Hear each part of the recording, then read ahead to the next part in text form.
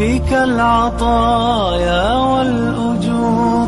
يا مرحبا يا مرحبا زين الشهور.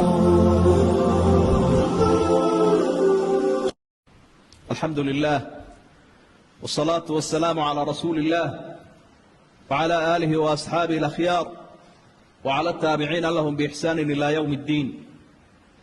أما بعد، wax waliba waxay leeyihiin waqti laga hadlo ama la isku baraarujiyo. waxaan ku dhex jirnay bishii fadliga badnayd, waxaynu usii dhowaanaynaa waqtigii ugu sii fadliga badnaa oo ah 10kii dambe oo habeen dambe bilaabi doona insha Allah. 10kaa dambe waxaa ku jira habeenkii fadliga badnaa laylatul qadri la odhanayay. ليلة القدر وما أدراك ما ليلة القدر. ليلة القدر وفرصة إنه الله في عن قيمة بدن إلهينا سبحانه وتعالى وحاو ينسي فرصة عمرها أدام إنه نال هاي النفط أين وجرته فرصتها أما شانس كائية وقتها إلى هاي ونسيي أو إنه غفا إذين أيوه aad bay u fara badan yihiin qofka Ilaahay garansiiyo.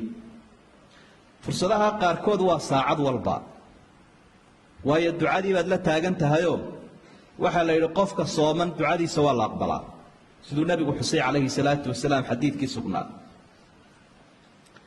fursadahaas maalin waliba habeen walba waynu haysanaayo cibaadooyinka aynu gudanayna salaadu ay ka mid tahay baa ducadeena iyo camalka ayaa lagu aqbalayaa codsigeena. fursadaha qaarkoodna waa usbuuci ama waxa weeyaan toddobaadkiiba hal mar, sida jumcadan aynu haysano hadda aynu tukanayno saacatul ijaabihi ku jiro, sida laylatul qadriga loogu dhex qariyay. waqtiga loogu rajo badan yahayna uu yahay waqtiga aynu ugu mashquul badannahay, ama dadku jimcaha had iyo jeer isilaawo oo ah qoraxdu marka ay sii dhacayso ama casarka gaaban. dadku qoloba meel bay u kacdaa, mid iska ciyaara, qolo dalxiista, qolo iska sheekaysta. waqtiyada la ilaaway ku jirtaa.